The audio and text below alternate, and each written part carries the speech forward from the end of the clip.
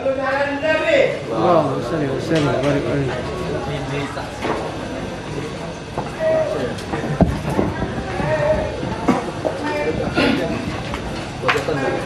Assalamualaikum warahmatullahi wabarakatuh. Alhamdulillahilladzi qad awjada min nurihi nuran bihi ammal huda sabaqal awalima fil wujudi bi asriha fal kullu minhu bil haqiqati mubtada. Asyhadu an la ilaha illallah wa asyhadu anna Muhammadan abduhu wa rasuluhu la nabiyya ba'da. Allahumma fassalli wa sallim wa karrim wa azim ala sayyidina wa habibina wa syafi'ina wa maulana Muhammadin wa ala alihi wa sahbihi ajma'in. Subhanaka la ilma lana illa ma 'allamtana innaka antal alimul hakim. Amma ba'du. Para alim ulama, para asatiz yang kita muliakan, panitia pelaksana, hadirin jamaah sekalian yang mudah-mudahan kita semua dimuliakan oleh Allah Subhanahu wa taala. Alhamdulillah, dengan izin Allah malam ini kita kumpul dalam rangka memperingati lahirnya manusia besar yang dibesarkan oleh yang maha besar. Dialah baginda Nabi kita Muhammad SAW. Mudah-mudahan nanti di yaumil kiamah kita semua akan mendapatkan syafaatnya, amin ya rabbal. Hadirin sekalian, katanya dengan maulid meneladani Rasulullah sebagai berkah pribadi. Saya kalau melihat background kayak gini, ingat ada pepatah anak muda, katanya tak kenal maka tak sayang maka tak cinta. Bohong orang kalau belum pernah kenalan, belum pernah ketemu, belum pernah ngeliat, tahu-tahu demen. Aneh nggak kira? Ketemu belum, ngeliat belum, tahu-tahu demen. Aneh nggak? Pernah ketemu Nabi? Pernah ngeliat Nabi? Kok bisa cinta? Ini aneh. Bapak Ibu jangan cinta sama nama. Nama Muhammad itu bukan satu, ribuan bahkan jutaan. Kalau lu cinta sama nama Muhammad, orangnya lu nggak kenal, gua khawatir lu cinta lu nyasar. Yang lu demen bukan Muhammad Rasulullah, malah Muhammad tukang jengkol. Nah, Muhammad doang. Ini inti maulid. Ustaz, saya belum pernah ketemu Nabi, belum pernah ngelihat Nabi, tapi saya cinta kepada Nabi. Bagaimana supaya nggak kesasar? Ini intinya. Kalau Anda tidak mau kesasar, cara sederhana, pelajarin riwayat hidupnya biar tahu benar. Riwayat hidup yang mana? Yang paling lengkap dan singkat adanya dalam kitab Rawi yang tadi dibaca. Cuman sayangnya orang Kenari sama Rawi mah pada apal, ngerti mah ada. Bener, bener. Baca Rawi mah kayak orang ngerti pakai khusus. Ya Nabi. Padahal di belakang malaikat lagi ledek, tai leding. Nah, bagaimana lu kenal Nabi kalau yang lu baca kagak paham? Jadi kalau pengen tahu, paham. Insya Allah malam ini, karena ini jam 11, saya nggak lama, saya ceritanya cerita Rasul dari Rawi aja biar nggak kemana-mana. Jadi biar pulangnya ada bekal ya. Nabi Muhammad sama Nabi Adam duluan mana? Nabi? Nah, yang jawab Nabi Adam berarti baca Rawi nggak ngerti. Nggak usah ngeles, sudah ketahuan. Lihat Rawi Sarafal Anam halaman 18, atau tadi baca Rawi apa? Suntuduron. Di halaman kalau nggak salah 36. Di hadis Rawi Diba itu hadis pertama. Saya ambil dari Sarafal Anam halaman 18. Itu ada hadis Nabi. Kata Nabi, kuntu nuron baina yadillahi azza wa jalla qabla yakhluqa adam fi alfaini am. Aku ini Allah ciptakan 2000 tahun sebelum Adam. Lihat Rawi yang paling tipis, Azab, bab muqaddimah. Ada kalimat fal kullu minhu fil haqiqati mubtada. Alam ini belum ada, nur Nabi udah duluan. Berarti kalau gitu Nabi Adam dulu Nabi Muhammad? Nabi Muhammad apa Nabi Adam? Tadi lu kata Adam. Belum paham ya? Berapa kali maulid? Ini dasar. Makanya jangan salah, nanti ente salah. Rasul pernah mengatakan ana basarun la kal basar. Kalau antum nggak tahu isi rawi, dan ngaco itu artinya. Karena Rasulullah ini ciptaannya nggak kayak kita. Kita cuma sekali, kalau Rasul 3 kali. Diciptakan secara nuriyah, ada izhariyah, ada wada'iyah. Ini saya cerita nuriyah dulu ya, biar nyampe. Jadi ceritanya bagaimana? Begitu Allah ciptakan nur Nabi Muhammad, ini sebenarnya ruh ya. Baru Allah ciptakan yang lain. Sorga, neraka, langit, bumi, tumbuhan. Terakhir dari 2000 tahun baru Nabi Adam. Begitu Nabi Adam sudah Allah ciptakan, jasadnya sudah ada, ruhnya belum ditiup. Lihat lagi surah Al-An'am halaman 20. Apa katanya? Husminti natihim min magani gabri karim. Allah perintahkan pada Jibril, Jibril turun ke dunia. Cari segenggam tanah, tanah yang paling bagus di tempat yang paling bagus. Ini proses penciptaan Nabi. Bapak Ibu bayangin dunia segini luasnya. Jibril suruh nyari tanah, segenggam tanah yang paling bagus di tempat yang paling bagus. Tuh Jibril saking takut salah, nyasar nyari tanah yang bagus, dia turun ke dunia bawa Google Map. Rada modern gitu. Dia cari itu tanah, ternyata tanah dan tempat terbaik sedunia percis adanya di tengah-tengah Ka'bah yang dulu belum ada Ka'bah. Itu sebabnya kita sholat menghadap Ka'bah. Jadi kalau orang tanya kenapa anda sholat menghadap Ka'bah, karena tanah dan tempat terbaik sedunia adanya di Ka'bah, gitu jawabannya. Kita kadang-kadang ditanya orang kan bukan yang jawab, kesel mengambek. Ngapa lu ngadep Ka'bah? Emang dari sana emang ngapa lu? Gitu loh. Itu ngajak berantem namanya, jawab. Diambil itu tanah, summa topa fil ars. Kata Surah Al-An'am, itu tanah langsung dibawa tawaf dulu sama Jibril, nggak langsung diserahin. Kenapa dibawa tawaf? Karena satu-satunya kerjaan wajib yang nggak boleh dikurangi, nggak kenal tua, nggak kenal muda, cuma tawaf. Sholat segitu hebatnya ada qasar, betul, ada jamak. Puasa lagi sakit boleh nggak puasa, tapi giliran tawaf lu mau tua, lu mau muda, lu mau sehat, lu mau sakit, pokoknya 7. Saya nenek-nenek 7, saya jompo 7. Kenapa tawaf harus 7? Ayo, kenapa tawaf harus 7? Jawaban paling gampang, au. Itu paling gampang, au dah. Kenapa tawaf harus 7? Bukan 7-nya orang kenari. Orang kenari emang demen angka 7 dia mah. Palanya pusing 7 keliling. Minum obat aspirin bintang 7 lagi ya. Lakinya mati 7 hari. Bininya bunting 7 bulan. Dia cari kembang 7 rupa. Cari air sumur 7 sumur. Hartanya berlimpah kagak bakalan habis dimakan. Emang udah menangkat 7. Kenapa tawaf harus 7? Ternyata tawaf itu lambang taubat. Makanya ujung setiap orang tawaf pasti Rabbana atina fid dunya hasanah wa fil akhirati hasanah wa qina. Maksudnya apa? Maksudnya ternyata tua muda sehat sakit pasti ketemu angka 7. Apa angka 7 di sini? Hari. Senin, Selasa, Rabu, Kamis, Jumat, Sabtu, Minggu. Lu tua, lu muda, lu sehat, lu sakit, pasti matinya di situ. Ada yang bisa lari dari situ? Kalau nggak matinya hari Senin, Selasa. Kalau nggak Selasa, ya pasti di situ udah. Mau lari kemana lu? Tapi kira-kira kita tahu nggak matinya hari apa? Enggak. Pengen nggak mati husnul khotimah? Nah ini jadi masalah. Nggak tahu mati hari apa, tapi pengen mati husnul khotimah. Bisa nggak Ustaz? Ya bisa. Saya bilang kagak bisa. Kalau anda nggak tahu matinya hari apa, tapi pengen mati husnul khotimah, caranya sederhana. Bagaimana? Taubatnya tiap hari, gitu. Kadang-kadang kan ada yang saya tahu mati. Malam Jumat mah wirid sampai pagi, malam Minggu kiu-kiu. Saya tahu mati loh. Di bawah tawaf. Setelah tanah tadi di bawah tawaf, kata Surah Al-An'am, wa ghasala fi bahri tasnim. Dicuci dulu sama Jibril di sungai Tasnim yang ada di dalam surga. Begitu tanah dicuci sama Jibril, itu tanah berubah menjadi cahaya.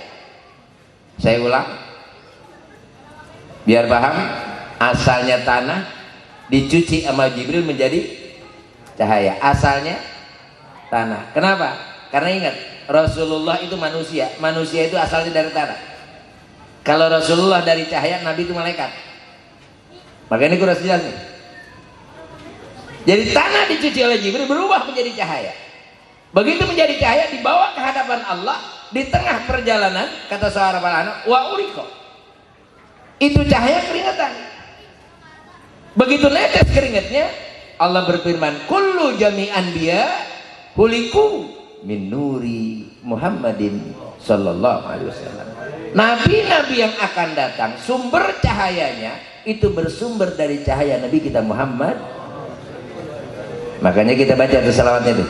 Assalamu alaik Zainal ya assalamu alaik Atsal. Ada nggak tuh di rawi Zainal Anbiya? Ada ya?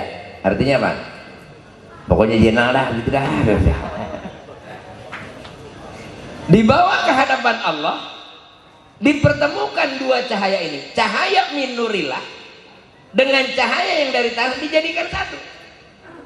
Itu yang kita baca rawi namanya nurun ala nurin, cahaya bertemu, bukan cahaya di atas cahaya. Di atas cahaya apaan? Ada juga di atas sinar cahaya, di atas cahaya apalagi?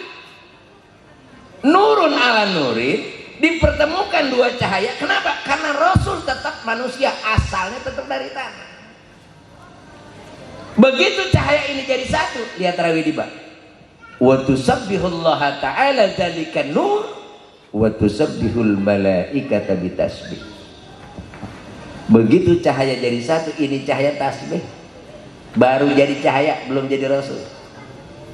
Subhanallah walhamdulillah wala ilaha illallah wallahu akbar. Subhanallah la ilaha illallah wallahu akbar. Begitu cahaya ini tasbih, malaikat ikut tasbih. Sama dengan tasbihnya nur. Itulah sebabnya, salah satu sebab kenapa kok malaikat lebih tunduk kepada Rasul padahal malaikat dari cahaya. Ternyata salah satu sebabnya malaikat yang ngajarin tasbih nur Nabi Muhammad.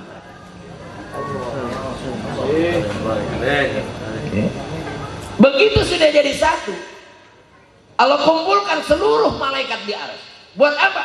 Allah ingin perkenalkan cahaya yang istimewa ini. Lihat rawi di bawah.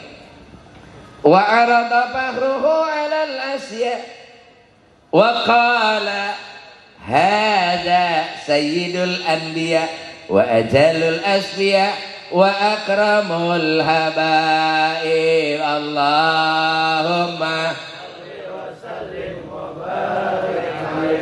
kata Allah, hai malaikat, hadza sayyidul anbiya. Ini cahaya cikal bakal pimpinan para nabi. Wa ajalul asya, 2000 tahun yang lalu kata Allah sudah kutentukan. Dia ini wa akramul habaib, nanti jadi manusia yang paling mulia. Begitu melihat ini, mendengar ini, malaikat penasaran, pengen tahu ini siapa cahaya ini. Qila huwa Adam. Malaikat tanya, ya Allah, kira-kira itu nur nanti jadi Nabi Adam? Apa kata Allah? Qala Adam unilu a'lal maratib, bukan. Nabi Adam derajatnya tinggi nanti karena dalam tubuh Nabi Adam ada nur Nabi Muhammad. Qila huwa Ibrahim. Ya Allah, kira-kira apa dia nanti Nabi Ibrahim? Bukan, kata Allah. Nanti Nabi Ibrahim gak mempan dibakar oleh Raja Namrud karena dalam tubuh Nabi Ibrahim ada nur Nabi Muhammad. Begitu dibakar oleh Raja Namrud, Allah langsung berfirman, ya naru kuni bardan wassalaman ala Ibrahim. Api Adam selamatin Nabi Ibrahim. Makanya ayat ini boleh diamalin sama ibu-ibu, karena ibu-ibu sering dekat kompor. Begitu dekat kompor baca ini ayat, Ibrahimnya ganti sama nama dia, namanya Ida gitu kan. Baca ada tuh, ya narukuni bardan wasalaman ala Ida. Pegang tuh kompor yang nyala, insya Allah angus. Barulah wa wada'a fi zahri Adam. Setelah diperkenalkan nur ini, baru ditaruh di pundak Adam. Begitu ditaruh di pundak Adam nur Nabi Muhammad, Allah berfirman, usjudu li Adama fasajadu illa. Begitu malaikat lagi sujud, ada perjanjian, ada transaksi dengan Allah. Apa transaksinya? Kata Allah, alla yudi'a illa bi arhami tahira. Jibril, jangan kau pindahkan nur Nabi Muhammad ini kecuali ke rahim-rahim yang sudah dimuliakan oleh Allah. Jangan sembarangan. Makanya pindahnya nur Nabi ke rahim-rahim yang mulia atas perintah Allah yang mindahkan Nabiullah malaikat Jibril alaihi salam. Makanya ada bahar tawil, selawatnya tuh. Pindahnya nur Nabi. Tanaqalta bi aslabi arbabi su'dadi kada samsu bi abrajiha tatanaqalu wasirta sariyan fi butunin tasarafat, dan seterusnya. Nur Nabi pindah-pindah. Singkat cerita, sampailah ke ayahnya Abdullah. Ibu bapak, kalau kita punya mutiara mahal, naroknya di tempat istimewa apa di tempat sembarangan? Ayo. Nur Nabi Muhammad nur istimewa bukan? Kenapa Allah taruh di Abdullah? Emang siapa Abdullah? Nggak mungkin Allah pilih Abdullah sebagai bapaknya Nabi kalau Abdullah nggak punya keistimewaan. Ini bukan barang sembarangan nih. Ayo, siapa yang bisa jawab? Kenapa Allah pilih Abdullah sebagai bapaknya Nabi? Kok bukan yang lain? Si Udin kayak si Ucok lah, ngapa Abdullah ya? Ayo, ini bukan barang ece-ece saudara. Ini bukan barang rongsokan, barang istimewa. Ketika ditaruh di Abdullah, pasti Abdullah istimewa dong. Nggak mungkin nggak istimewa. Kenapa Allah pilih Abdullah sebagai bapaknya Nabi? Kata Syekh Nawawi dalam kitab Madarijus Su'ud, karena Abdullah pada usia 20 tahun itu sudah punya gelar namanya Misbahul Haram. Apa itu Misbahul Haram? Lampunya Masjidil Haram. Kenapa dapat julukan ini? Karena Abdullah orangnya ganteng, akhlaknya mulia, ilmunya banyak. Masih muda, akhlak tinggi, ilmu banyak. Ada di Kenari yang gitu, yang ilmu banyak tapi tawadu. Ada yang gitu, baru jadi ustadz aja kagak dipanggil ustadz, kagak nengok. Sengak emang lagunya udah. Baru bisa hafal doa tahlil, giliran tahlil kagak suruh baca doa ngambek. Pulang duluan nguncuk ujung-ujungnya. Itu Abdullah udah ilmu banyak, akhlak tinggi, gantengnya luar biasa. Kata Syekh Nawawi, saking gantengnya Abdullah itu kalau keluar rumah, setiap kali dia keluar rumah anak perawan pada keluar ngarep kepilih. Tahu-tahu Allah instruksikan Abdullah nikahnya sama Aminah. Apa yang terjadi? Kata Syekh Nawawi, begitu Abdullah nikah dengan Aminah, 200 anak perawan mati mendadak gara-gara gak dapat Abdullah. Luar biasa, 200 mati bareng udah. Nah di Indonesia Ariel diuber berdua cewek aja ngetop. Ariel itu yang ngober-ngober cuma Luna Maya doang lah. Yang perawan bukan janda bukan tuh. Tahu aja nonton gue juga.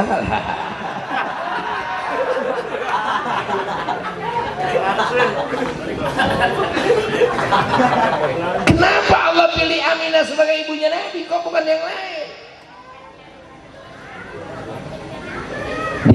Di Rawi itu paling banyak gelar Aminah sebetulnya. Ada An-Najariyah, ada Al-Hilaliyah. Salah satu gelarnya namanya Asifah. Aminatus Sifah. Apa itu sifah? Bersih. Maksudnya apa?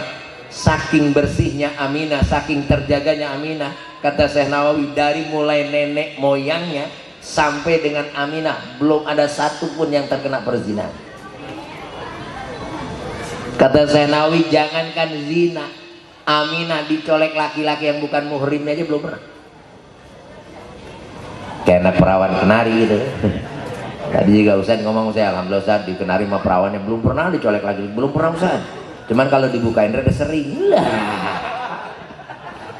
Itu bawakan jendol nggak pakai kelapa, perut jendol nggak punya bapak itu mah.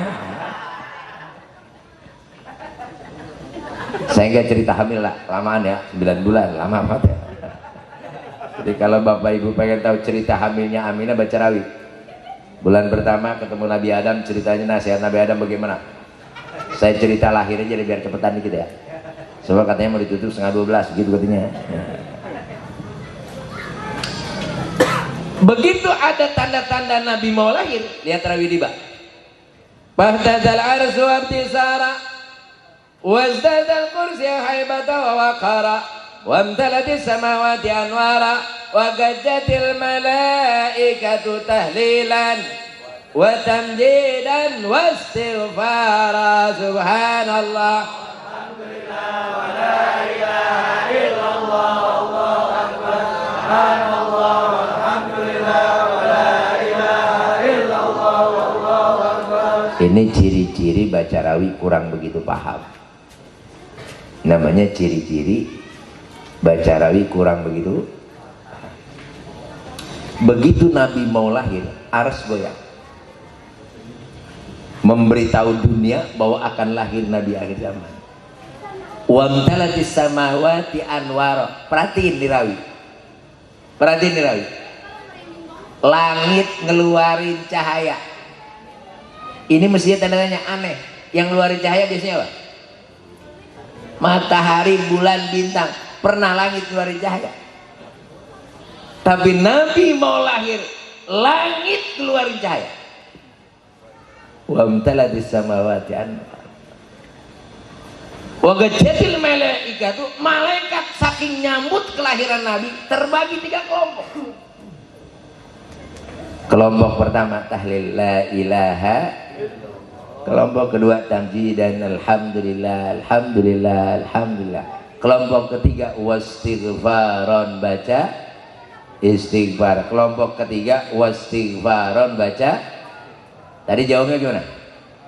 Subhanallah walhamdulillah wala ilaha illallah.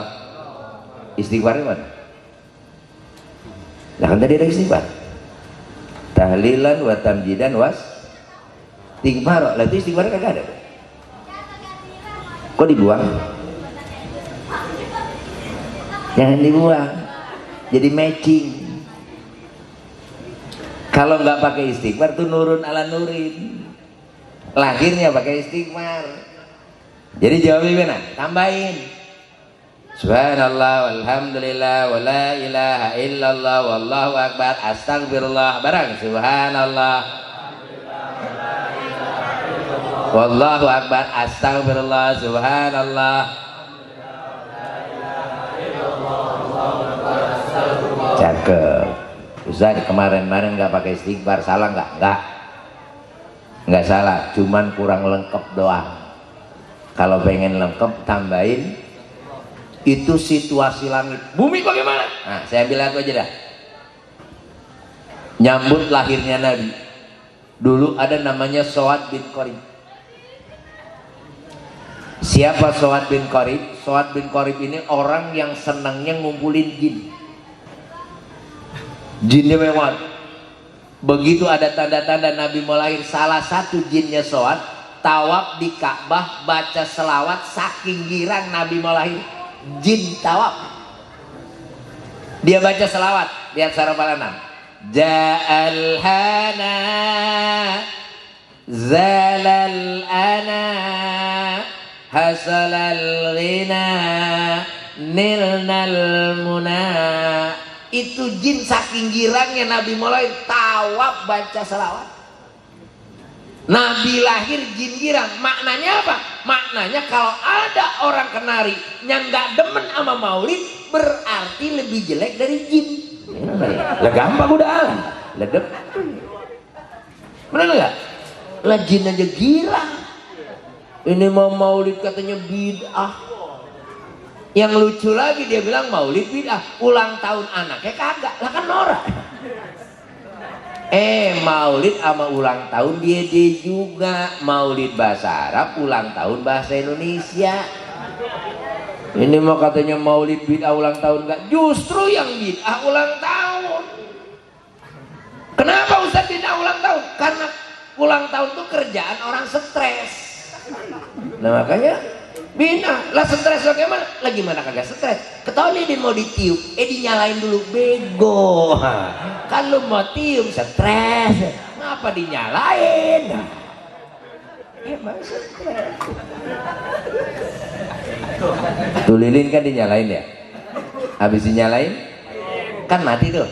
Emang dasar stres, ketahuan lilin mati, dia nyanyi rame-rame panjang umurnya, mati bego. Bagaimana panjang orang mati? Emang stres.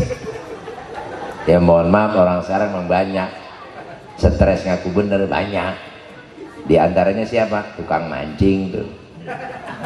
Emang karena ada stres juga itu. Lagi mana kagak stres, beli ikan sekilo 30.000.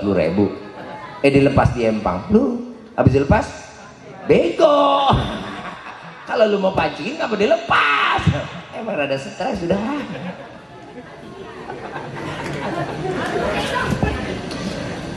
Ustaz, apa manfaatnya saya cinta Nabi? Kata Nabi, man ahabbani kana ma'i fil jannah. Siapa yang cinta kepadaku pasti bersamaku di dalam surga. Itu pasti. Yang jadi masalah bukan itu. Yang jadi masalah Nabi demen gak sama kita. Itu kan jadi masalah. Kita mah pasti demen, cuman Nabi demen apa kita? Itu yang jadi masalah. Tapi kira-kira pengen gak didemenin Nabi? Nah, kalau pengen didemenin Nabi, ikutin Allah. Apa kata Allah? Atiullah wa atiur Rasul. Taat sama Allah dulu, baru taat sama Rasul. Jangan dibalik. Jangan taat sama Rasul baru sama Allah. Karena yang memiliki Rasul itu Allah. Taat sama Allah, taat sama Rasul. Jangan dibalik. Kadang-kadang ada yang dibalik. Taat sama Rasul baru sama Allah. Buktinya mana? Lah banyak. Baca rawi sampai jam 3 subuh. Lah sholat subuh kagak. Lah mau gimana sih? Betul. Lah kenapa sholat? Saudara, sholat itu cuman bayar nikmat. Makanya Allah bilang, inna a'tainaka. Manusia, ingat gue udah kasih nikmat sama lu banyak banget. Badan kita Bapak Ibu nih harganya bukan juta, miliar, gratis. Mata, berapa duit mata? Pernah beli mata? Jantung, empedu, usus. Badan kita nih kalau kita perhitungin bukan lagi juta, miliar. Jangankan mata, jangankan hidung, ini aja segini nikmat Allah gede banget nih, kita nggak rasain. Segini doang gede banget nih. Apa nih? Apaan? Saya bilang bukan alis, namanya binatang aneh. Kenapa Ustaz binatang aneh? Coba aja lihat rame-rame. Ini rambut, ini rambut, ini rambut, ini rambut, sama-sama rambut, sama-sama di kepala, bener. Ini rambut dikerok tumbuh, didiemin gondrong. Kumis rambut dikerok tumbuh, didiemin gondrong. Jenggot rambut dikerok tumbuh, didiemin gondrong. Ini juga rambut, cuman aneh, dikerok tumbuh, didiemin, kagak gondrong-gondrong. Coba kalau Allah kasih alis kita gondrong bagaimana? Yo, nggak bisa naik motor, kita begini dulu lah. Kasihanan yang main marawis, itu baru alis itu. Maka kata Allah, inna a'tainaka. Lah bayarnya gimana ya Allah? Nggak usah bayar, lo nggak punya duit. Badan lo tuh bukan juta, miliar, bisa kan triliunan. Bayarnya gimana? Nggak usah bayar. Caranya sederhana, pasoli. Murah nggak kira-kira? Badan kita yang miliaran, kata Allah bayarnya sama sholat 5 waktu, murah nggak kira-kira? Masih nggak sholatnya wajar. Kalau Nabi sampai bilang gini, mantaroka sholatan muta'ammidan faqad kafara jiharan. Berani ninggalin sengaja, hukumnya kubur. Badan lu yang miliaran, umat disuruh sholat 5 waktu masih kagak mau, kebangetan pelit. Padahal sholat gimana kagak ringan, nggak kudu pakai modal, tak juga pelit. Ustaz